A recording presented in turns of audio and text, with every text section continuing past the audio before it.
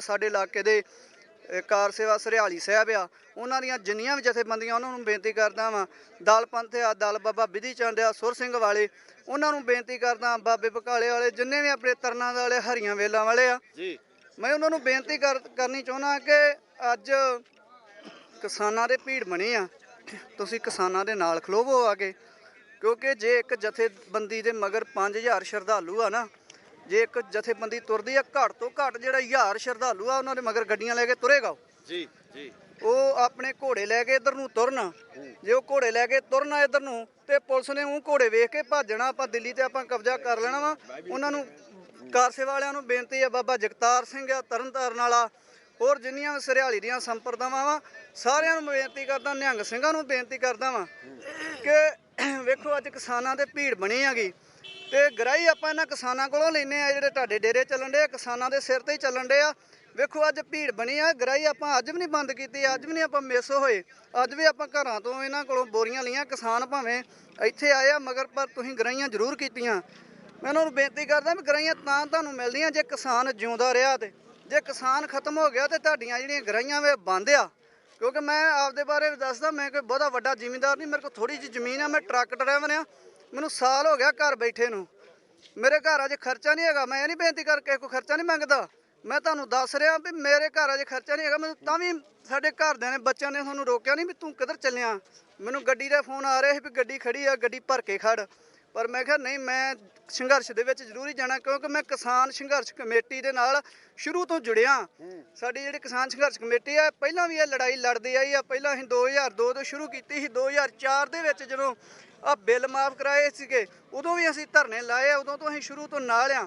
ਮੈਂ ਇਸ ਕਰਕੇ ਮੇਰਾ ਮਨ ਇਜਾਜ਼ਤ ਨਹੀਂ ਦਿੰਦਾ ਕਿ ਤੂੰ ਸੰਘਰਸ਼ ਨੂੰ ਛੱਡ ਕੇ ਤੇ ਗੱਡੀ ਤੇ ਚੱਲ ਜਾ। ਮੈਂ ਸਾਰਿਆਂ ਨੂੰ ਬੇਨਤੀ ਕਰਦਾ, ਉਹ ਤੁਹਾਡੇ ਤੇ ਮਹਾਰਾਜ ਦੀ ਕਿਰਪਾ ਵਾ, ਤੁਹਾਡੇ ਕੋਲੇ ਖਾਣ ਜੋਗਾ ਘਰ, ਆਟੇ ਦਾਣਾ ਸਭ ਕੁਝ ਹੈਗਾ ਵਾ। ਉਹ ਤੁਸੀਂ ਕਿਉਂ ਏਸੀਆਂ ਵਾਲੇ ਕਮਰੇ 'ਚ ਬੈਠੇ ਯਾਰ? ਤੁਸੀਂ ਨਿਕਲੋ, ਬਾਹਰ ਨਿਕਲੋ। ਉਹ ਤੁਹਾਡੇ ਏਸੀ ਬੰਦ ਹੋ ਜਾਣੇ ਜੇ ਕਿਸਾਨ ਨਾ ਰਿਹਾ ਤੇ। ਇਹ ਕਿਸਾਨਾਂ ਦੇ ਨਾਲ ਹੀ ਤੁਹਾਡੀਆਂ ਗੱਡੀਆਂ ਵਾ, ਤੁਹਾਡੇ ਏਸੀ ਆ। ਮੈਂ ਇਹ ਬੇਨਤੀ ਕਰਨੀ ਚਾਹੁੰਦਾ ਜਥੇਬੰਦੀਆਂ ਨੂੰ ਵੀ ਵੱਧ ਤੋਂ ਵੱਧ ਕਿਸਾਨਾਂ ਦਾ ਸਾਥ ਦਿਓ ਯਾਰ। ਅੱਜ ਤੇ ਨਿਕਲੋ, ਅੱਜ ਭੀੜ ਬਣੀ ਹੈ ਦੇਸ਼ ਤੇ। ਇਹੜੀ ਇੰਨੀ ਆਪਾਂ ਘੋੜਿਆਂ ਵਾਲੀ ਫੌਜ ਆ, ਕੀ ਕਰਨ ਨੂੰ ਰੱਖੀ ਆ? ਇਹ ਮਹਾਰਾਜ ਨੇ ਇਸੇ ਕਰਕੇ ਤਿਆਰ ਕੀਤੀ ਸੀ, ਜੰਗ ਯੁੱਧ ਲੜਨ ਵਾਸਤੇ ਫੌਜ ਤਿਆਰ ਕੀਤੀ ਸੀ, ਘੋੜਿਆਂ ਵਾਲੀ ਫੌਜ। ਓਏ ਅੱਜ ਲੋੜ ਆ ਸਾਨੂੰ ਤੁਹਾਡੀ, ਅੱਜ ਯਾਰ ਸਾਡਾ ਸਾਥ ਦਿਓ, ਨਿਕਲੋ। ਸਾਡਾ ਅੱਜ ਗੁਰੂ ਗੋਬਿੰਦ ਸਿੰਘ ਦੇ ਨਾਂ ਤੇ ਤੁਸੀਂ ਮੰਨ ਲਓ ਕਿਸੇ ਨੇ ਕਿਤੇ ਡੇਰਾ ਬਣਾਇਆ, ਕਿਸੇ ਨੇ ਕਿਤੇ ਡੇਰਾ ਬਣਾਇਆ। ਗੁਰੂ ਗੋਬਿੰਦ ਸਿੰਘ ਜੀ ਦਾ ਇਹ ਮਿਸ਼ਨ ਨਹੀਂ ਸੀ ਹੈਗਾ ਵੀ ਡੇਰੇ ਬਣਾ ਕੇ ਆਪਾਂ ਬਹਿ ਜਾਣਾ ਤੇ ਜਦੋਂ ਕੌਮ ਤੇ ਭੀੜ ਪੈ ਗਈ ਤੇ ਆਪਾਂ ਅੰਦਰ ਹੀ ਲੋਕ ਜਾਣਾ। ਯਾਰ ਅੱਜ ਨਿਕਲੋ, ਅੱਜ ਕੌਮ ਨੂੰ ਲੋੜ ਆ। ਉਹ ਜਿਹੜੇ ਗੁਰੂ ਗੋਬਿੰਦ ਸਿੰਘ ਦੀ ਤੁਸੀਂ ਗੱਲ ਕਰਦੇ, ਉਹਨੇ ਆਪਣਾ ਸਾਰਾ ਪਰਿਵਾਰ ਵਾਰ ਘੱਤਿਆ। ਉਹ ਤੁਹਾਨੂੰ ਤੇ ਅੱਜ ਪਰਿਵਾਰ ਵਾਰਨ ਦੀ ਲੋੜ ਨਹੀਂ, ਤੁਸੀਂ ਸਾਡਾ ਸਾਥ ਹੀ ਦੇ ਦਿਓ। ਮੇਰੀ ਇੰਨੀ ਬੇਨਤੀ ਆ, ਮੈਂ ਇੰਨੀਆਂ ਬੇਨਤੀਆਂ ਕਰਦਾ ਖਿਮਾ ਦਾ ਜਾਜਕਾਂ। ਜੇ ਕੋਈ ਵੱਧ ਘੱਟ ਸ਼ਬਦ ਜਜ਼ਬਾਤਾਂ ਵਿੱਚ ਬੋਲ ਗਿਆ ਹੋਵੇ ਤਾਂ ਮੈਂ ਮਾਫੀ ਚਾਹੁੰਦਾ। ਵਾਹਿਗੁਰੂ ਜੀ ਕਾ ਖਾਲਸਾ, ਵਾਹਿਗੁਰੂ ਜੀ ਕੀ ਫਤਿਹ ਜੀ। ਬਿਲਕੁਲ ਸਿੰਘਾਂ ਵੱਲੋਂ ਜਿਹੜਾ ਕਿਹਾ ਜਾ ਰਿਹਾ ਕਿ ਜਿੰਨੀਆਂ ਵੀ ਸਿੰਘ ਜਥੇਬੰਦੀਆਂ ਨੇ, ਜਿੰਨੀਆਂ ਵੀ ਖਾਲਸਾਈ ਜਥੇਬੰਦੀਆਂ ਨੇ, ਉਹ ਵੀ ਇਸ ਸੰਘਰਸ਼ ਦਾ ਹਿੱਸਾ ਬਣ। ਮੇਰੇ ਪਿੱਛੇ ਨਗਾਰੇ ਵੱਜ ਰਹੇ ਨੇ, ਕੈਮਰਾਮੈਨ ਨੂੰ ਕਹੂੰਗਾ ਕਿ ਜ਼ਰੂਰ ਉੱਧਰਲਾ ਦ੍ਰਿਸ਼ ਉਹ ਵੀ ਦਿਖਾਉਣ ਕਿ ਕਿਸ ਤਰੀਕੇ ਨਾਲ ਖਾਲਸਾਈ ਜਾਹੋ ਜਲਾਲ ਦੇ ਵਿੱਚ ਜਿਹੜਾ ਸੰਘਰਸ਼ ਆ ਉਹ ਰੰਗਿਆ ਹੋਇਆ। ਜੋ ਪੁਰਾਤਨ ਸਾਡੇ ਸਾਜ਼ ਨੇ, ਜੋ ਪੁਰਾਤਨ ਤੰਤੀ ਸਾਜ਼ ਨੇ, ਉਹ ਜਿਹੜੇ ਇਸ ਸਮੇਂ ਵਜਾਏ ਜਾ ਰਹੇ ਨੇ, ਖਾਲਸਾਈ ਨਿਸ਼ਾਨ ਆ ਜਿਹੜੇ ਉਹ ਝੂਲ ਰਹੇ ਨੇ, ਤੇ ਨਾਲ ਹੀ ਨਾਲ ਜਿਹੜੇ ਨਗਾਰੇ ਆ ਉਹ ਵੀ ਵਜਾਏ ਜਾ ਰਹੇ ਨੇ। ਅੱਗੇ ਵੀ ਗੱਲਬਾਤ ਕਰਦੇ ਹਾਂ। ਹਾਂਜੀ, ਤੁਹਾਡਾ ਕੀ ਨਾਮ ਹੈ ਜੀ, ਕਿੱਥੋਂ ਆਏ ਹੋ? ਮੇਰਾ ਨਾਮ ਜਗਬੀਰ ਸਿੰਘ ਆ ਜੀ, ਜ਼ਿਲ੍ਹਾ ਸਾਡਾ ਤਰਨਤਾਰਨ ਆ ਤੇ ਅਸੀਂ ਤਰਨਤਾਰਨ ਤੋਂ ਆਏ ਹਾਂ ਜੀ। ਪੁੱਛੋ ਕੀ ਸਵਾਲ ਪੁੱਛਣਾ ਚਾਹੁੰਦੇ ਜੀ? ਭਾਈ ਸਾਹਿਬ, ਗੱਲ ਇੱਦਾਂ ਕਿ ਜਿਹੜਾ ਇੱਕ ਦੱਸਿਆ ਜਾ ਰਿਹਾ ਕਿ ਟਿੱਕਰੀ ਬਾਰਡਰ ਦੇ ਉੱਪਰ ਇੱਕ ਵਿਅਕਤੀ ਹੈ ਜਿਹੜੀ ਕਿ ਜਿੰਦਾ ਜਲ ਕੇ ਉਹਦੀ ਮੌਤ ਹੋ ਗਈ ਹੈ। ਬਰਨਾਲਾ ਜ਼ਿਲ੍ਹੇ ਨਾਲ ਸੰਬੰਧਿਤ ਸੀ। ਜਨਕ ਰਾਜ ਨਾਂ ਦਾ ਵਿਅਕਤੀ ਹੈ ਜੋ ਕਿ ਧਨੌਲੇ ਤੋਂ ਟਰੈਕਟਰ ਠੀਕ ਕਰਨ ਵਾਸਤੇ, ਸੇਵਾ ਕਰਨ ਵਾਸਤੇ ਇੱਥੇ ਆਇਆ ਸੀ। ਟਿੱਕਰੀ ਦੇ ਵਿੱਚ ਗੱਡੀ ਦੇ ਸ਼ਾਰਟ ਸਰਕਟ ਕਾਰਨ ਜਿਹੜੀ ਉਹਦੀ ਅੱਗ ਲੱਗ ਗਈ ਗੱਡੀ ਨੂੰ, ਤੇ ਜਿੰਦਾ ਜਿਹੜਾ ਉਹ ਵਿਅਕਤੀ ਉੱਥੇ ਸੜ ਗਿਆ। ਸੋ ਇਸ ਦੀ ਪੁਸ਼ਟੀ ਜੋਗਿੰਦਰ ਉਗਰਾਹਾਂ ਵੱਲੋਂ ਕਰ ਦਿੱਤੀ ਗਈ ਆ। ਉਹਨਾਂ ਨਾਲ ਗੱਲਬਾਤ ਅਸੀਂ ਸਿੱਧੀ ਕੀਤੀ ਸੀ। ਸੋ ਕੀ ਕਹਿਣਾ ਚਾਹੋਗੇ ਇਸ ਘਟਨਾ ਬਾਰੇ, ਜਿਹੜੀ ਇਹ ਦੁੱਖਦਾਈ ਘਟਨਾ ਅੱਜ ਜਿਹੜੀ ਚੜ੍ਹਦੀ ਸਵੇਰ ਸਾਨੂੰ ਪਤਾ ਲੱਗਿਆ ਕਿ ਇੱਕ ਕਿਸਾਨ, ਇੱਕ ਮਜ਼ਦੂਰ ਜਿਹੜਾ ਕਿ ਸੇਵਾ ਭਾਵਨਾ ਨਾਲ ਇੱਥੇ ਆਇਆ ਸੀ, ਉਹਦੀ ਜਿਹੜੀ ਮੌਤ ਹੋ ਚੁੱਕੀ ਹੈ?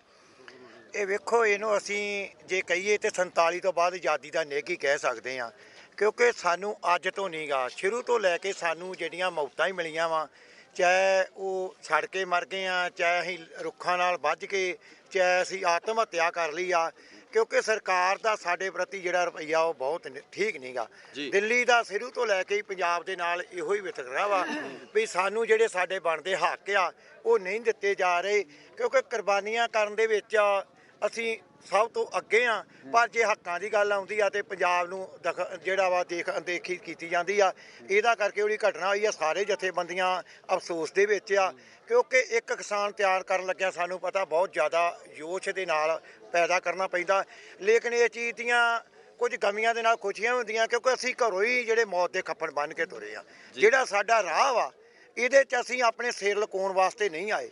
ਸਾਨੂੰ ਕੋਈ ਵੀ ਕੁਰਬਾਨੀ ਕਰਨੀ ਪਵੇ, ਅਸੀਂ ਆਪਣੇ ਹੱਕ ਉਹ ਲੈ ਕੇ ਜਾਣੇ ਆ। ਜਦੋਂ ਵੀ ਸਾਡੇ ਵੱਡ ਵਡੇਰੇ ਦਿੱਲੀ ਦੇ ਵਿੱਚ ਆਏ ਆ, ਲੇਕਿਨ ਅਫਸੋਸ ਇੱਥੇ ਆ ਕੇ ਆਉਂਦਾ ਵਾ ਜਿਨ੍ਹਾਂ ਦੀ ਖਾਤਰ ਸਾਡੇ ਗੁਰੂ ਤੇਗ ਬਹਾਦਰ ਜੀ ਨੇ ਚਾਂਦਨੀ ਚੌਂਕ 'ਚ ਸੀਸ ਦਿੱਤਾ ਹੋਵੇ ਤੇ ਉਹਨਾਂ ਦੇ ਅਸੀਂ ਪੂਰਨਿਆਂ ਦੇ ਚੱਲੀਏ ਤੇ ਅਸੀਂ ਆਪਣੇ ਹੱਕਾਂ ਦੀ ਖਾਤਰ ਤੇ ਲੜਨਾ ਅਸੀਂ ਤੇ ਦੂਜਿਆਂ ਧਰਮਾਂ ਦੀ ਰੱਖਿਆ ਕਰਨ ਵਾਸਤੇ ਆਏ ਆ।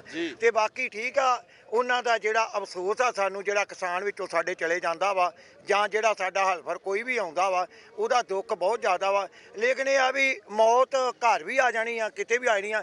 ਜਿਹੜਾ ਸੰਘਰਸ਼ 'ਚ ਮਰਦਾ ਵਾ ਉਹ ਸੂਰਮੇ ਦੀ ਮੌਤ ਆ, ਕਿਉਂਕਿ ਉਹਨੇ ਸੰਘਰਸ਼ ਨੂੰ ਨਹੀਂ ਛੱਡਿਆ। ਨਹੀਂ ਤੇ ਉਹ ਕਹਿੰਦਾ ਮੈਂ ਟਰੈਕਟਰ ਉੱਥੇ ਵੀ ਬਣਾ ਸਕਦਾ ਵਾਂ। ਇਸ ਕਰਕੇ ਸਾਨੂੰ ਉਹਦੀ ਸੱਚੀ ਸ਼ਰਧਾਂਜਲੀ ਵੀ ਆ ਤੇ ਉਹਦਾ ਮਹਾਰਾਜ ਆਪਣਾ ਸਵਰਗਾਂ 'ਚ ਵਾਸਾ ਵੀ ਕਰੇ।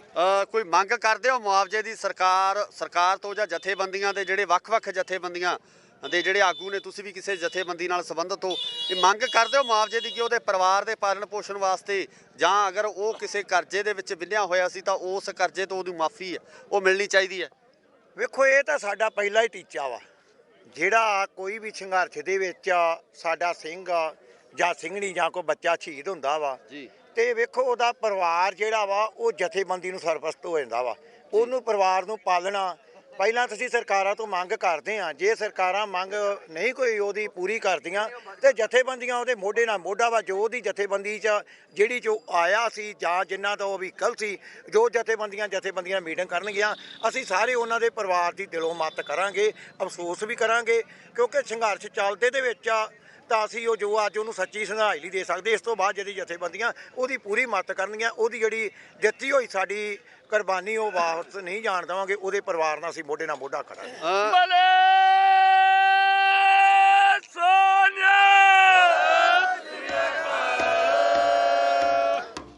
ਖੱਟੜ ਸਰਕਾਰ ਵੱਲੋਂ ਜੋ ਹਰਿਆਣਾ ਦੇ ਮੁੱਖ ਮੰਤਰੀ ਨੇ ਉਹਨਾਂ ਵੱਲੋਂ ਕਿਹਾ ਜਾ ਰਿਹਾ ਹੈ ਕਿ ਇਸ ਸੰਘਰਸ਼ ਦੇ ਵਿੱਚ ਹਰਿਆਣਾ ਦਾ ਕੋਈ ਵੀ ਕਿਸਾਨ ਮੌਜੂਦ ਨਹੀਂ ਹੈ।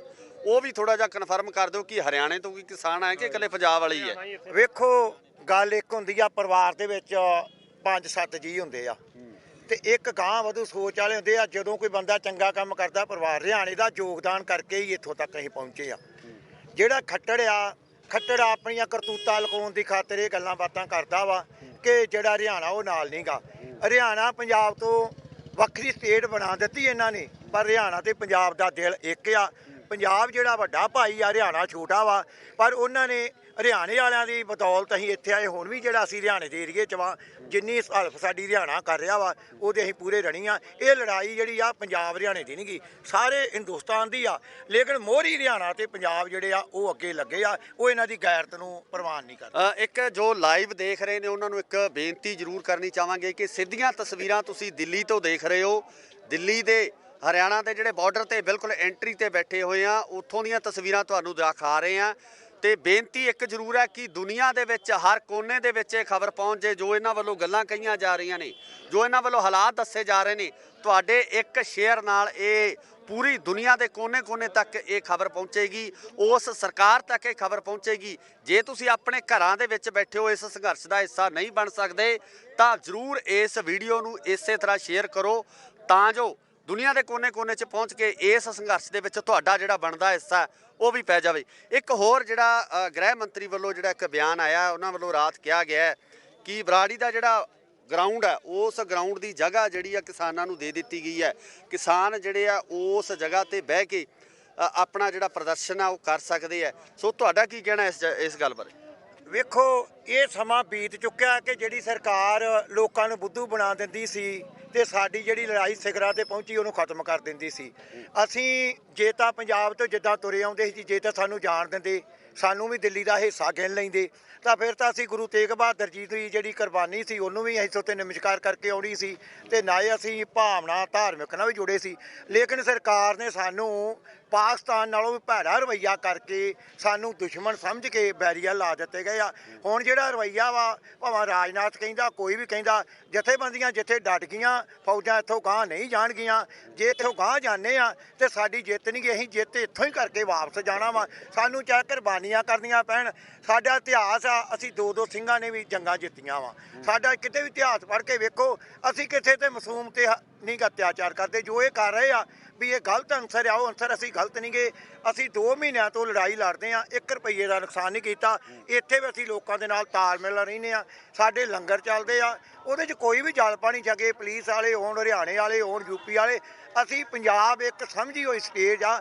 ਜੇ ਇਹ ਪੰਜਾਬ ਨਾਲ ਨਫ਼ਰਤ ਕਰਦੇ, ਪੰਜਾਬ ਪਰ ਸਾਰਿਆਂ ਨੂੰ ਪਿਆਰ ਕਰਦਾ ਵਾ।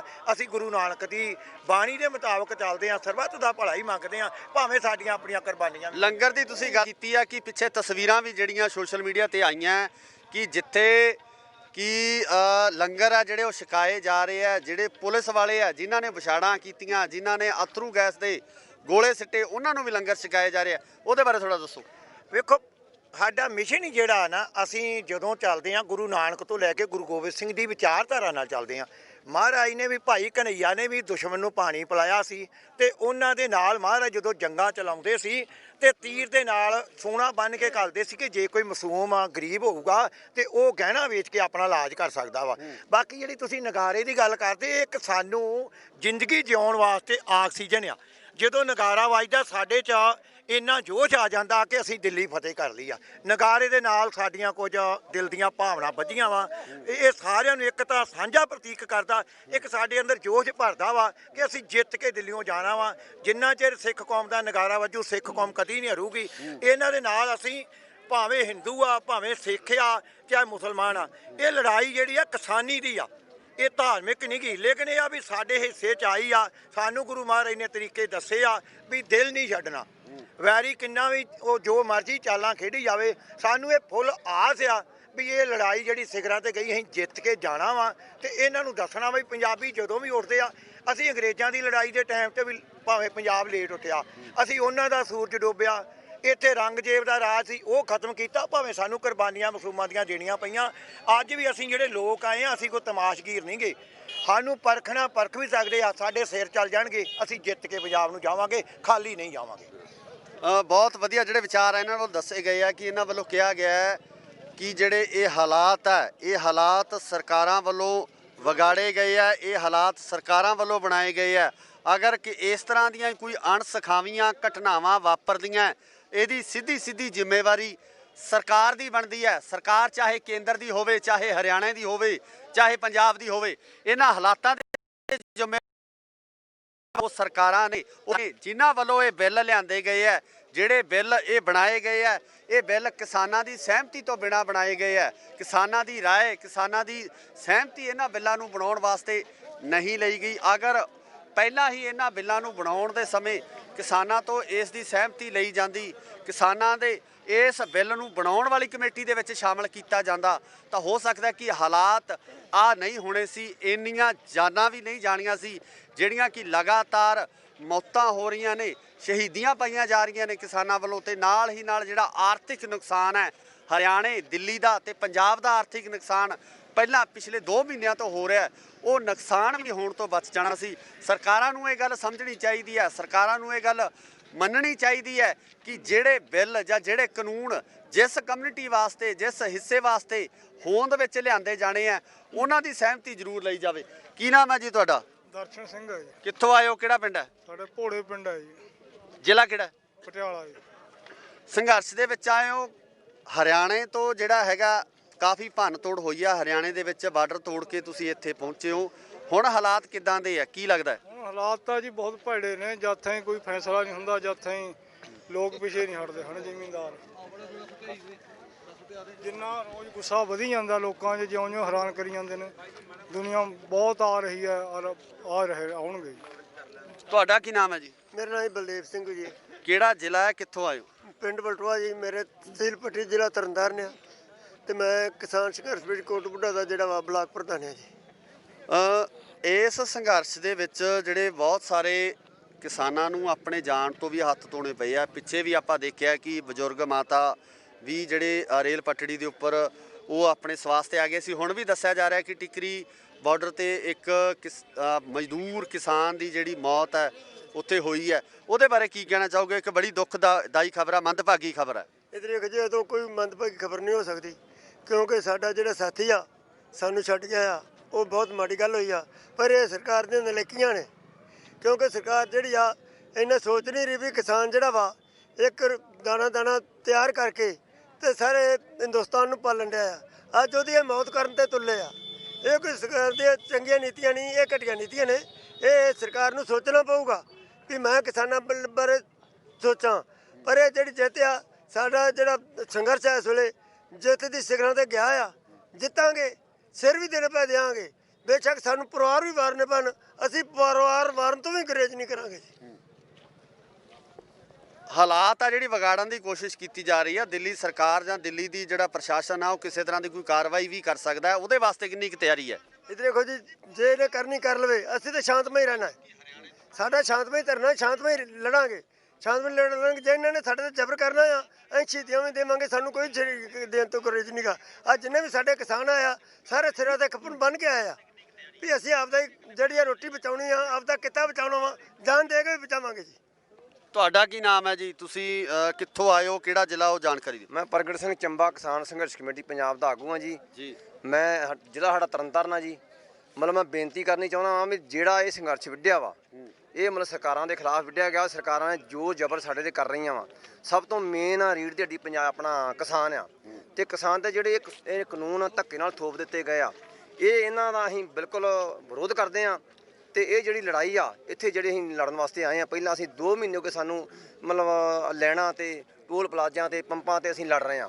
ਮਤਲਬ ਉੱਥੋਂ ਜਦੋਂ ਇਹਨਾਂ ਨੇ ਸਾਨੂੰ ਟਸ ਤੋਂ ਮਸ ਨਹੀਂ ਕੀਤਾ, ਮਤਲਬ ਮੀਟਿੰਗ ਸੱਦ ਲਓ ਜੀ, ਉਹ ਕਰ ਲਓ ਜੀ, ਇੱਦਾਂ ਮਤਲਬ ਉਹਦੇ ਤੋਂ ਬਾਅਦ ਅਸੀਂ ਜਿਹੜੀ ਰਣਨੀਤੀ ਬਣਾਈ ਆ ਮਤਲਬ ਦਿੱਲੀ ਵੱਲ ਆਉਣ ਦੀ। ਮਤਲਬ ਇੱਥੇ ਅਸੀਂ ਸਾਰਾ ਰਾਸ਼ਨ 6 ਮਹੀਨਾ ਰਾਸ਼ਨ ਲੈ ਕੇ ਆਏ ਆ, ਘੱਟੋ ਘੱਟ 6 ਮਹੀਨਾ ਰਾਸ਼ਨ। ਸਾਨੂੰ 6 ਮਹੀਨੇ ਵੀ ਲੜਨਾ ਪਿਆ ਤੇ ਅਸੀਂ ਇੱਥੇ ਜਿਹੜਾ ਲੜ ਕੇ ਸਾਨੂੰ ਮਤਲਬ ਜਿੱਦਾਂ ਸਾਡੇ ਪਹਿਲੇ ਆਗੂਆਂ ਨੇ ਵੀ ਦੱਸਿਆ, ਸਾਨੂੰ ਜੇ ਸ਼ਹੀਦੀਆਂ ਵੀ ਪ੍ਰਾਪਤ ਕਰਨੀਆਂ ਪਈਆਂ ਤੇ ਅਸੀਂ ਕਰਨ ਤੋਂ ਗੁਰੇਜ਼ ਨਹੀਂ ਕਰਾਂਗੇ। ਤੇ ਇਹ ਜਿਹੜੀ ਸਰਕਾਰ ਆ ਇਹਨੂੰ ਨਿਭਾ ਕੇ ਰੱਖਾਂਗੇ।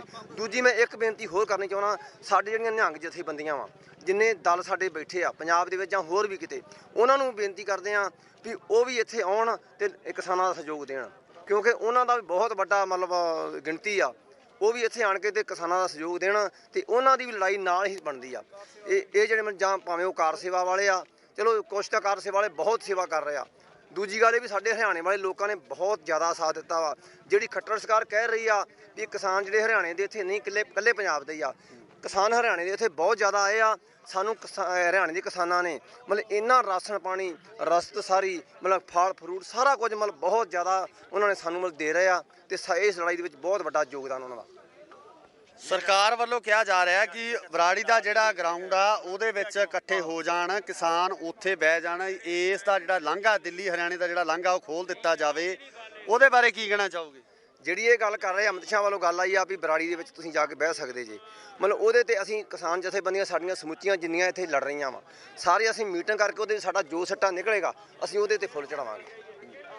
ਜੇ ਸਾਨੂੰ ਸਾਡਾ ਬਹੁਮਤ ਬਣ ਜਾਂਦੀ ਆ ਅਸੀਂ ਉੱਥੇ ਜਾਣਾ ਤੇ ਸ਼ਾਇਦ ਜਾਵਾਂਗੇ, ਪਰ ਜੋ ਸਾਡਾ ਦਬਾਅ ਇੱਥੋਂ ਬਣਨਾ ਵਾ ਸ਼ਾਇਦ ਉੱਥੋਂ ਨਾ ਬਣ ਸਕੇ। ਹਾਲਾਤ ਆ ਜਿਹੜੇ ਕਿਤੇ ਵਿਗੜ ਵੀ ਸਕਦੇ ਆ, ਕਿਉਂਕਿ ਜਿਵੇਂ ਆਪਾਂ ਪਿੱਛੇ ਦੇਖਿਆ ਕਿ ਨੌਜਵਾਨੀ ਵੱਲੋਂ ਜਿਹੜੇ ਬਹੁਤ ਜੋਸ਼ ਤੋਂ ਕੰਮ ਲੈ ਗਿਆ, ਪਰ ਉਹਦੇ ਨਾਲ ਨਾਲ ਜਿਹੜੀ ਬਜ਼ੁਰਗਾਂ ਦੀ ਸਿਆਣਪ ਸੀ ਉਹ ਵੀ ਵਰਤੀ ਗਈ ਆ।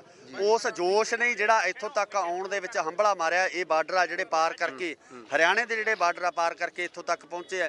ਅੱਗੇ ਵੀ ਕੋਈ ਇਦਾਂ ਦੀ ਜਿਹੜੀ ਹੈਗੇ ਆ ਹਾਲਾਤ ਉਹ ਬਣ ਸਕਦੇ ਆ, ਤੇ ਕੀ ਉਸ ਸਮੇਂ ਵੀ ਉਸੇ ਤਰ੍ਹਾਂ ਜਿਵੇਂ ਹਰਿਆਣੇ ਦੇ ਬਾਰਡਰ ਤੋੜੇ ਗਏ ਆ, ਦਿੱਲੀ ਦੇ ਬਾਰਡਰ ਤੋੜੇ ਜਾਣਗੇ? ਬਿਲਕੁਲ ਜੀ, ਅਸੀਂ ਸ਼ਾਂਤੀਪੂਰਵਕ ਲੜ ਰਹੇ ਹਾਂ ਸ਼ੁਰੂ ਤੋਂ ਹੀ, ਹੁਣ ਵੀ ਅਸੀਂ ਸ਼ਾਂਤੀਪੂਰਵਕ ਲੜਾਂਗੇ। ਪਰ ਜੇ ਕੋਈ ਸਰਕਾਰ ਵੱਲੋਂ ਇਹੋ ਜਿਹੀ ਗੱਲ ਆਉਂਦੀ ਆ ਤੇ ਅਸੀਂ ਸਰਕਾਰ ਦਾ ਮੁਕਾਬਲਾ, ਜ਼ਬਰ ਦਾ ਮੁਕਾਬਲਾ ਅਸੀਂ ਸਬਰ ਦੇ ਨਾਲ ਕਰਾਂਗੇ ਤੇ ਸ਼ਾਂਤੀਪੂਰਵਕ ਹੀ ਲੜਦੇ ਰਵਾਂਗੇ। ਉਹ ਗਾੜੀ ਜੇ ਕੋਈ ਗੱਲ ਉਹ ਕਰਦੇ ਆ, ਉਹ ਜ਼ਿੰਮੇਵਾਰੀ ਸਰਕਾਰ ਦੀ ਆ ਜੀ।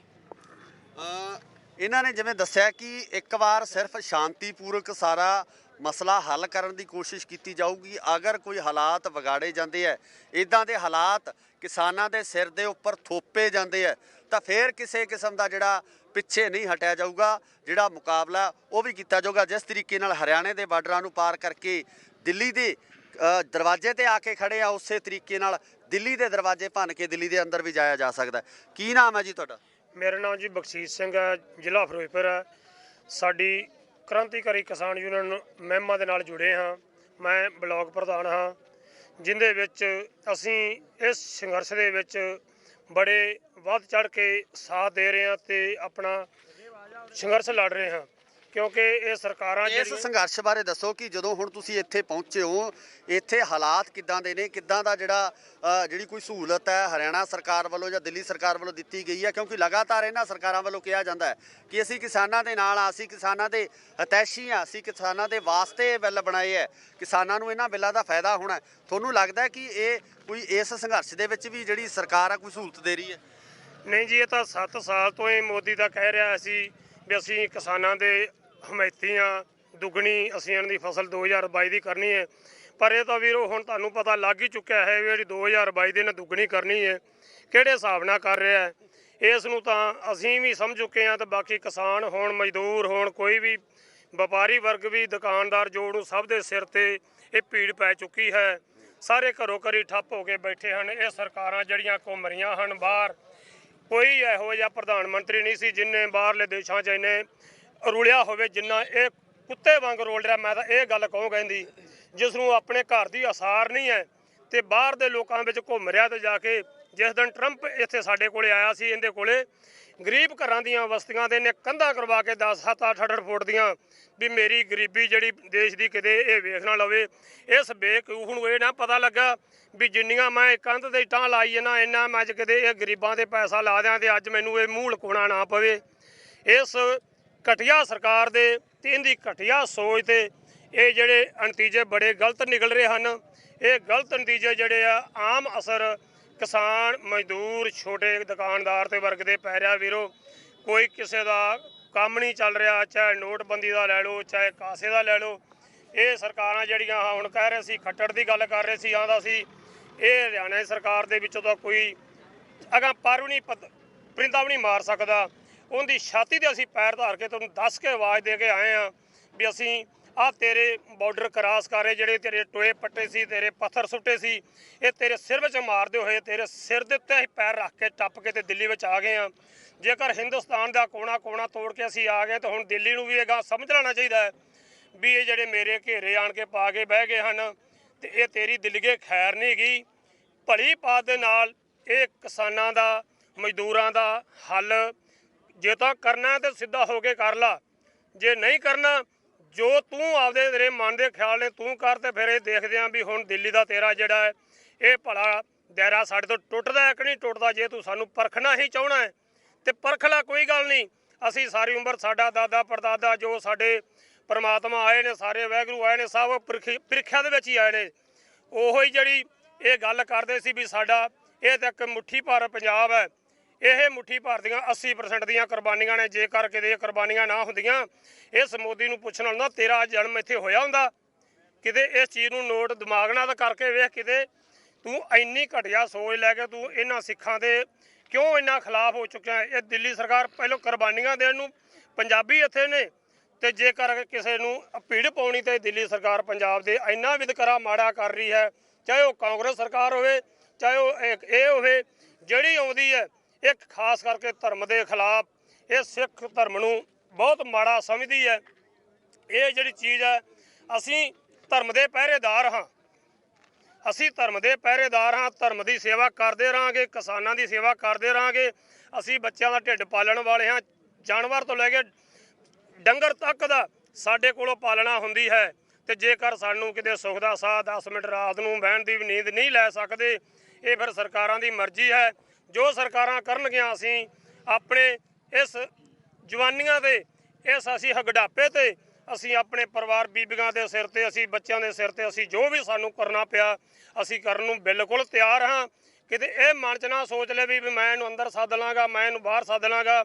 ਜੇ ਨਹੀਂ ਕੋਈ ਇਹਦਾ ਦਿਮਾਗ ਕੰਮ ਕਰ ਰਿਹਾ ਨਾ, ਹੁਣ ਜਿਹੜਾ ਅਸੀਂ ਇੱਕ ਦਿਮਾਗ ਨਾਲ ਅਸੀਂ ਘੱਟ ਤੋਂ ਘੱਟ ਪਤਾ ਨਹੀਂ ਇਹ 135 ਕਿ 40 ਕਰੋੜ ਹੈ ਜਿੰਨਾ ਸਾਰੇ ਦਿਮਾਗ ਲਾ ਕੇ ਦਿੰਦਾ। ਹੁਣ ਅਸੀਂ ਜਿਹੜੇ ਹਿਸਾਬ ਨਾਲ ਪਹੁੰਚ ਚੁੱਕੇ ਇਹਨੂੰ ਪਤਾ ਲੱਗਣਾ ਚਾਹੀਦਾ ਵੀ ਇਹ ਕੀ ਰੋਣਾ ਰੋ ਰਿਹਾ ਮੇਰਾ, ਤੇ ਪਰ ਇਹਨੂੰ ਹੁਣ ਅਸੀਂ ਸਿੱਧੇ ਤੌਰ ਤੇ ਜਿਹੜਾ ਇਹ ਕਿਹਾ ਜਾ ਰਿਹਾ ਕਿ ਕੇਂਦਰ ਦੀ ਸਰਕਾਰ ਹੈ ਹੁਣ ਆਪਣਾ ਪੜਿਆ ਵਿਚਾਰ ਲਵੇ, ਕਿਉਂਕਿ ਪੰਜਾਬ ਦਾ ਕਿਸਾਨ ਹੀ ਨਹੀਂ ਪੂਰੇ ਦੇਸ਼ ਦਾ ਕਿਸਾਨ ਇਸ ਸਮੇਂ ਦਿੱਲੀ ਦੇ ਬਰੂਹਾਂ ਦੇ ਉੱਪਰ ਖੜਾ ਹੈ, ਦਿੱਲੀ ਦੇ ਦਰਵਾਜ਼ੇ ਦੇ ਉੱਪਰ ਖੜਾ ਹੈ। ਸਿੱਧੀ ਲਲਕਾਰ ਹੈ ਜਿਹੜੀ ਕੇਂਦਰ ਦੀ ਸਰਕਾਰ ਨੂੰ ਮਾਰੀ ਗਈ ਹੈ ਪੰਜਾਬ ਦੇ ਕਿਸਾਨਾਂ ਵੱਲੋਂ।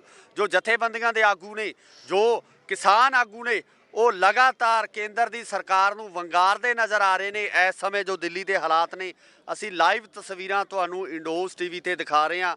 ਸਿੱਧਾ ਪ੍ਰਸਾਰਣ ਜਿਹੜਾ ਇੰਡੋਜ਼ ਟੀਵੀ ਆਸਟ੍ਰੇਲੀਆ ਦੇ ਉੱਪਰ ਚੱਲ ਰਿਹਾ ਹੈ, ਉਹ ਸਿੱਧਾ ਤੁਸੀਂ ਪ੍ਰਸਾਰਣ ਦੇਖ ਰਹੇ ਹੋ। ਇਸ ਤੋਂ ਬਾਅਦ ਤੁਹਾਨੂੰ ਅਗਲੀਆਂ ਤਸਵੀਰਾਂ ਵੀ ਤੁਹਾਨੂੰ ਦਿਖਾਉਣੇ ਆ ਕਿ ਅੱਗੇ ਹਾਲਾਤ ਕਿਸ ਤਰ੍ਹਾਂ ਦੇ ਨੇ। ਇਸ ਤੋਂ ਅੱਗੇ ਜਿਹੜੇ ਜਾਣ ਦੀ ਕੋਸ਼ਿਸ਼ ਕਰਦੇ ਹਾਂ, ਅੱਗੇ ਪਹੁੰਚਦੇ ਹਾਂ ਕਿ ਕਿਸ ਤਰ੍ਹਾਂ ਦੇ ਹਾਲਾਤ ਜਿਹੜੇ ਅੱਗੇ ਬਣੇ ਹੋਏ ਨੇ, ਕਿਉਂਕਿ ਜਿਸ ਤਰੀਕੇ ਨਾਲ ਕਿਸਾਨਾਂ ਨਾਲ ਗੱਲ ਕੀਤੀ ਜਾ ਰਹੀ ਹੈ, ਮਜ਼ਦੂਰਾਂ ਨਾਲ ਗੱਲ ਕੀਤੀ ਜਾ ਰਹੀ ਹੈ, ਉਸ ਸਮੇਂ ਕਿਸਾਨਾਂ ਦੇ ਮਜ਼ਦੂਰਾਂ ਦੇ ਹੌਸਲੇ ਪੂਰੀ ਤਰ੍ਹਾਂ ਨਾਲ ਬੁਲੰਦ ਨਜ਼ਰ ਆ ਰਹੇ ਨੇ।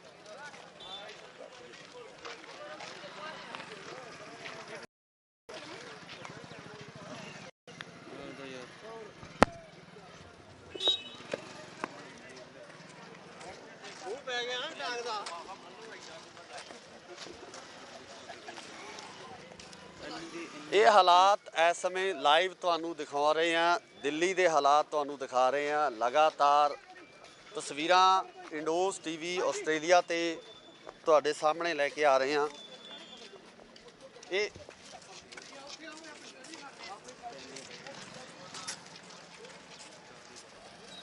ਸੋ ਜੋ ਇਹ ਹਾਲਾਤ ਨੇ, ਜੋ ਦਿੱਲੀ ਦੇ ਇਸ ਸਮੇਂ ਹਾਲਾਤ ਬਣੇ ਹੋਏ ਨੇ, ਕਿਸਾਨਾਂ ਦੇ ਜੋ ਹਾਲਾਤ ਨੇ, ਉਹ ਲਾਈਵ ਤਸਵੀਰਾਂ ਤੁਹਾਨੂੰ ਅਸੀਂ ਇੰਡੋਜ਼ ਟੀਵੀ ਆਸਟ੍ਰੇਲੀਆ ਤੇ ਸਿੱਧੀਆਂ ਟੈਲੀਕਾਸਟ ਕਰ ਰਹੇ ਹਾਂ। ਜੋ ਲੋਕ ਇਸ ਸੰਘਰਸ਼ ਦਾ ਹਿੱਸਾ ਨਹੀਂ ਬਣ ਸਕੇ, ਜੋ ਲੋਕ ਇਸ ਸਮੇਂ ਸੋਸ਼ਲ ਮੀਡੀਆ ਦੇ ਉੱਪਰ ਇਹ ਤਸਵੀਰਾਂ ਨੂੰ ਸਿੱਧਾ ਦੇਖ ਰਹੇ ਨੇ, ਉਹ ਇਹਨਾਂ ਤਸਵੀਰਾਂ ਨੂੰ ਅੱਗੇ ਸ਼ੇਅਰ ਕਰਕੇ ਆਪਣਾ ਬਣਦਾ ਯੋਗਦਾਨ ਇਸ ਸੰਘਰਸ਼ ਦੇ ਵਿੱਚ ਪਾ ਸਕਦੇ ਆ, ਕਿਉਂਕਿ ਦੁਨੀਆ ਦੇ ਕੋਨੇ-ਕੋਨੇ ਤੱਕ ਇਹ ਹਾਲਾਤ ਪਹੁੰਚਣੇ ਚਾਹੀਦੇ ਆ। ਦੁਨੀਆ ਦੇ ਕੋਨੇ-ਕੋਨੇ ਤੱਕ ਇਹ ਤਸਵੀਰਾਂ ਪਹੁੰਚਣੀਆਂ ਚਾਹੀਦੀਆਂ ਕਿ ਕਿਸ ਤਰੀਕੇ ਨਾਲ ਜੋ ਪੰਜਾਬ ਹਰਿਆਣੇ ਦਾ ਜੋ ਕਿਸਾਨ ਹੈ, ਕਿਸ ਤਰੀਕੇ ਨਾਲ ਇੱਥੇ ਜਿਹੜਾ ਬੈਠਾ ਹੈ, ਕਿੰਨਾ ਹਾਲਾਤਾਂ ਦੇ ਵਿੱਚ ਬੈਠਾ ਹੈ। ਉਹ ਹਾਲਾਤ ਹਰ ਇੱਕ ਹਿੱਸੇ ਵਿੱਚ, ਦੁਨੀਆ ਦੇ ਹਰ ਇੱਕ ਕੋਨੇ ਦੇ ਵਿੱਚ ਪਹੁੰਚਣੇ ਚਾਹੀਦੇ ਹੈ, ਤਾਂ ਜੋ ਪਤਾ ਲੱਗ ਸਕੇ ਕਿ ਜਿਹੜਾ ਸਰਕਾਰਾਂ ਵੱਲੋਂ ਡੰਕੇ ਵਜਾਏ ਜਾਂਦੇ ਆ, ਜਿਹੜਾ ਸਰਕਾਰਾਂ ਵੱਲੋਂ ਕਿਹਾ ਜਾਂਦਾ ਹੈ ਕਿ ਅਸੀਂ ਕਿਸਾਨ ਹਿਤੈਸ਼ੀ ਹਾਂ, ਅਸੀਂ ਕਿਸਾਨਾਂ ਦੇ ਪੱਖ ਦੇ ਵਿੱਚ ਹਾਂ, ਉਹੀ ਕਿਸਾਨ ਹੈ ਜਿਹੜਾ ਅੱਜ ਦਿੱਲੀ ਤੇ ਹਰਿਆਣਾ ਦੀਆਂ ਸੜਕਾਂ ਦੇ ਉੱਪਰ ਕਿਸ ਤਰੀਕੇ ਨਾਲ ਬੈਠਾ ਹੋਇਆ, ਕਿੰਨਾ ਹਾਲਾਤਾਂ ਦੇ ਵਿੱਚ ਬੈਠਾ ਹੋਇਆ। ਇਹ ਹਾਲਾਤ ਅੱਗੇ ਜਾਣੇ ਚਾਹੀਦੇ ਆ, ਅੱਗੇ ਪਹੁੰਚਣੇ ਚਾਹੀਦੇ ਆ, ਤਾਂ ਜੋ ਅਸਲ ਤਸਵੀਰ ਹੈ, ਜੋ ਇਸ ਸਮੇਂ ਦੇ ਜੋ ਅਸਲ ਹਾਲਾਤ ਨੇ, ਉਹ ਹਾਲਾਤ ਵੱਖ-ਵੱਖ ਥਾਈਂ ਪਹੁੰਚ ਸਕਣ, ਉਹ ਹਾਲਾਤ ਪਤਾ ਲੱਗ ਸਕਣ। ਸੋ ਇਸ ਸਮੇਂ ਦੀਆਂ ਸਿੱਧੀਆਂ ਤਸਵੀਰਾਂ ਅਸੀਂ ਦਿਖਾ ਰਹੇ ਹਾਂ। ਇਸ ਸਮੇਂ ਦੀਆਂ ਸਿੱਧੀਆਂ ਤਸਵੀਰਾਂ ਦਿੱਲੀ ਤੋਂ ਦਿਖਾ ਰਹੇ ਹਾਂ। ਕਿਸਾਨ ਆ ਜਿਹੜੇ ਉਹ ਦਿੱਲੀ ਦੇ ਬਾਰਡਰ ਵੱਲ ਅੱਗੇ ਮੋਰਚਾ ਲਗਾਇਆ ਹੋਇਆ, ਸਟੇਜ ਲੱਗੀ ਹੋਈ ਆ, ਉਸ ਸਟੇਜ ਵੱਲ ਅਸੀਂ ਵੀ ਵੱਧ ਰਹੇ ਹਾਂ। ਸਾਡੇ ਨਾਲ ਕਿਸਾਨ ਆ ਜਿਹੜੇ ਉਹ ਵੀ ਅੱਗੇ ਇਸ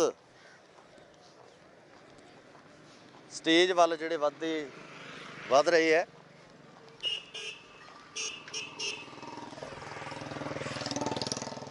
ਸੋ ਜਿਸ ਤਰੀਕੇ ਨਾਲ ਤੁਸੀਂ ਦੇਖ ਰਹੇ ਹੋ ਕਿ ਇਸ ਸਮੇਂ ਜਿਹੜੇ ਬੰਦ ਹੋਣ ਕਾਰਨ ਜੋ ਦਿੱਲੀ ਦੇ ਜੋ ਲੋਕ ਨੇ, ਜੋ ਆਸੇ-ਪਾਸੇ ਦੇ ਏਰੀਏ ਦੇ ਜੋ ਲੋਕ ਨੇ, ਉਹ ਪੈਦਲ ਆ ਰਹੇ ਨੇ, ਕਿਉਂਕਿ ਰਸਤਾ ਬਿਲਕੁਲ ਬਲੌਕ ਹੋ ਚੁੱਕਿਆ ਹੈ। ਸਿੱਧੀਆਂ ਤਸਵੀਰਾਂ ਤੁਹਾਨੂੰ ਦਿਖਾ ਰਹੇ ਹਾਂ ਕਿ ਕਿਤੇ ਨਾ ਕਿਤੇ ਦਿੱਲੀ ਵਾਸੀਆਂ ਨੂੰ ਜਾਂ ਹਰਿਆਣਾ ਵਾਸੀਆਂ ਨੂੰ ਮੁਸ਼ਕਲਾਂ ਦਾ ਸਾਹਮਣਾ ਵੀ ਕਰਨਾ ਪੈ ਰਿਹਾ। ਤੁਸੀਂ ਦੇਖ ਸਕਦੇ ਹੋ ਕਿ ਕਿਸ ਤਰੀਕੇ ਨਾਲ ਪੈਦਲ ਆ ਜਿਹੜੇ ਸਫ਼ਰ ਆ ਉਹ ਤੈਅ ਕੀਤਾ ਜਾ ਰਿਹਾ, ਜਿਹੜਾ ਪੈਦਲ ਸਫ਼ਰ ਤੈਅ ਕੀਤਾ ਜਾ ਰਿਹਾ ਆਮ ਲੋਕਾਂ ਵੱਲੋਂ, ਕਿਉਂਕਿ ਰਸਤੇ ਦੋਨਾਂ ਪਾਸਿਆਂ ਤੋਂ ਬੰਦ ਹੋਣ ਕਾਰਨ ਕੋਈ ਕਿਸੇ ਕਿਸਮ ਦਾ ਟ੍ਰੈਫਿਕ ਹੈ ਜਿਹੜਾ ਉਹ ਜਿਹੜੀ ਆਵਾਜਾਈ ਉਹ ਨਹੀਂ ਹੈਗੀ।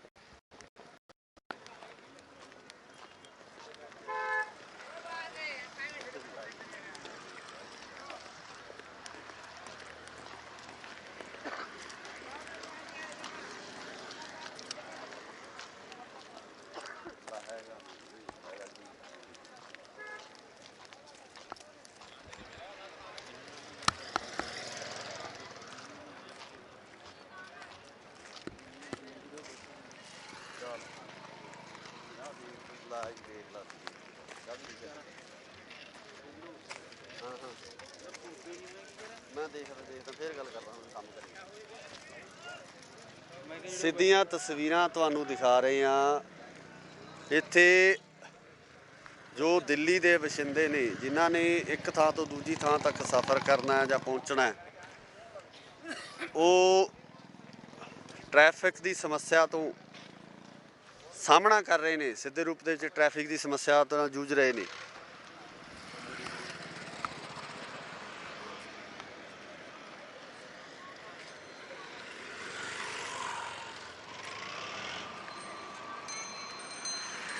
ਇਹਨਾਂ ਨਾਲ ਗੱਲ ਕਰਨ ਦੀ ਕੋਸ਼ਿਸ਼ ਕਰਦੇ हैं।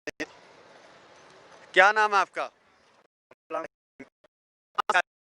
जम्मू से आए दिल्ली वहाँ जाना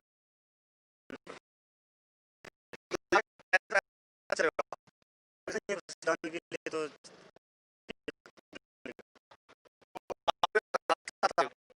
हमारा क्या करना आपको पता है कि जो बस है वो क्यों नहीं आ रही है, क्यों नहीं पहुंच रही है, आपको पता है कुछ? पता नहीं सर हमको। आपको इस चीज़ का पता नहीं है? आपको नहीं पता था कि यहाँ पे जो पंजाब से हरियाणा से जो किसान है वो किसान यहाँ पे अपना आंदोलन लेके आए हुए हैं? जी जी जी वो नहीं था पता। आपको नहीं मालूम था? जी जी आपको उधर से किसी ने बताया नहीं था जब आप उधर से चले? नहीं आए किसी ने बताया। वो बोलते हैं उधर से डायरेक्ट मिलेगी दिल्ली आपको गाड़ी, तो वहाँ से साथ में 3-4 ਗੱਡੀ ਬਲਦੀ हैं कुछ। ਛੋਟੇ ਛੋਟੇ ਬੱਚੇ ਇਹਨਾਂ ਦੇ ਨਾਲ ਨੇ, ਛੋਟੇ ਛੋਟੇ ਬੱਚਿਆਂ ਨੂੰ ਨਾਲ ਲੈ ਕੇ ਆਏ ਆ। ਸੋ ਸਰਕਾਰਾਂ ਨੂੰ ਇਹ ਗੱਲ ਸਮਝਣੀ ਚਾਹੀਦੀ ਹੈ ਕਿ ਜਿੱਥੇ ਕਿਸਾਨਾਂ ਦੀ ਹੋ ਰਹੀ ਆ, ਜਿੱਥੇ ਕਿਸਾਨ ਇਸ ਚੀਜ਼ ਦਾ ਸਾਹਮਣਾ ਕਰ ਰਹੇ ਆ, ਉੱਥੇ ਹੀ ਜਿਹੜੇ ਇੱਥੋਂ ਦੇ ਲੋਕ ਨੇ ਉਹਨਾਂ ਨੂੰ ਵੀ ਕਿਤੇ ਨਾ ਕਿਤੇ ਮੁਸ਼ਕਲਾਂ ਦਾ ਸਾਹਮਣਾ ਕਰਨਾ ਪੈ ਰਿਹਾ। ਸੋ ਇਹ ਸਿੱਧੀਆਂ ਤਸਵੀਰਾਂ ਤੁਹਾਨੂੰ ਅਸੀਂ ਇੰਡੋਸ ਟੀਵੀ ਤੇ ਦਿਖਾ ਰਹੇ ਹਾਂ। ਤਸਵੀਰਾਂ ਇੰਡੋਸ ਟੀਵੀ ਆਸਟ੍ਰੇਲੀਆ ਦੇ ਉੱਪਰ ਨਸ਼ਰ ਤਸਵੀਰਾਂ ਦਿੱਲੀ ਤੋਂ ਦਿਖਾ ਰਹੇ ਹਾਂ ਕਿ ਹਾਲਾਤ ਕਿਸ ਤਰ੍ਹਾਂ ਦੇ ਨੇ, ਕਿਸਾਨ ਕਿਸ ਤਰ੍ਹਾਂ ਨਾਲ ਜਿਹੜਾ ਇਸ ਸਮੇਂ ਆਪਣਾ ਗੁਜ਼ਾਰਾ ਕਰ ਰਹੇ ਨੇ ਜਾਂ ਬਸਰ ਕਰ ਰਹੇ ਨੇ।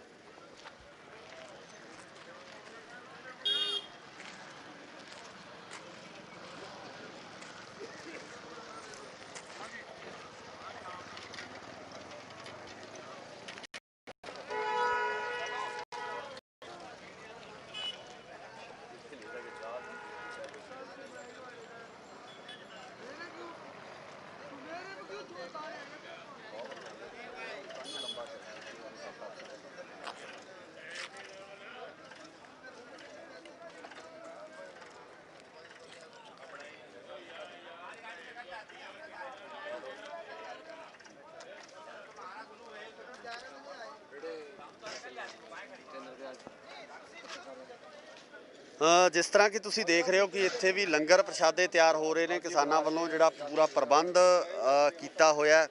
ਸੋ ਇਹ ਸਿੱਧੀਆਂ ਇੰਡੋਸ ਟੀਵੀ ਆਸਟ੍ਰੇਲੀਆ ਤੇ ਦੇਖ ਰਹੇ ਹੋ ਤੇ ਜਿਨ੍ਹਾਂ ਦਰਸ਼ਕਾਂ ਵੱਲੋਂ ਚੈਨਲ ਨੂੰ ਹਾਲੇ ਤੱਕ ਲਾਈਕ ਨਹੀਂ ਕੀਤਾ ਗਿਆ ਉਹ ਲਾਈਕ ਕਰ ਲੈਣ, ਕਿਉਂਕਿ ਸਿੱਧੀਆਂ ਤਸਵੀਰਾਂ ਅਸੀਂ ਦਿੱਲੀ ਤੋਂ ਸਿਰਫ ਤੇ ਸਿਰਫ ਇੰਡੋਸ ਟੀਵੀ ਆਸਟ੍ਰੇਲੀਆ ਤੇ ਨਸ਼ਰ ਕਰ ਰਹੇ ਹਾਂ। ਇਸ ਤੋਂ ਅੱਗੇ ਵੀ ਅਸੀਂ ਤਸਵੀਰਾਂ ਤੁਹਾਨੂੰ ਦਿਖਾਵਾਂਗੇ, ਅੱਗੇ ਵੀ ਜਿਹੜੇ ਇਸੇ ਤਰ੍ਹਾਂ ਹੀ ਜਿਹੜੇ ਖਾਸ ਈਵੈਂਟ ਨੇ ਉਹ ਤੁਹਾਡੇ ਨਾਲ ਇਸੇ ਚੈਨਲ ਦੇ ਉੱਪਰ ਸਾਂਝੇ ਕਰਾਂਗੇ। ਸੋ ਜਿਨ੍ਹਾਂ ਵੱਲੋਂ ਇੰਡੋਸ ਟੀਵੀ ਨੂੰ ਲਾਈਕ ਕਰਨ ਤੇ ਇਸ ਵੀਡੀਓ ਨੂੰ ਸ਼ੇਅਰ ਜ਼ਰੂਰ ਕਰ ਦਿਓ ਤਾਂ ਜੋ ਕਿਸਾਨਾਂ ਦੇ ਅਸਲ ਹਾਲਾਤ ਨੇ ਦੁਨੀਆ ਦੇ ਕੋਨੇ-ਕੋਨੇ ਤੱਕ ਪਹੁੰਚ ਸਕਣ। ਸੋ ਹੁਣ ਮੈਨੂੰ ਯਾਨੀ ਕਿ ਗੋਰਖਪਾਲ ਸਿੰਘ ਤੇ ਕੈਮਰਾਮੈਨ ਸੁੱਖੀ ਨੂੰ ਦਿਓ ਇਜਾਜ਼ਤ। ਧੰਨਵਾਦ। ਬਾਈ ਜੀ ਉਹ ਤੇ ਪ੍ਰਧਾਨ ਪੌਣਾ 20 ਘੰਟਾ ਮਿੰਟ ਇੱਕ ਦੋ ਗੱਲ ਹੀ ਕਰਨੀ ਮਾੜੀ ਕੋਈ ਨਹੀਂ ਕਰ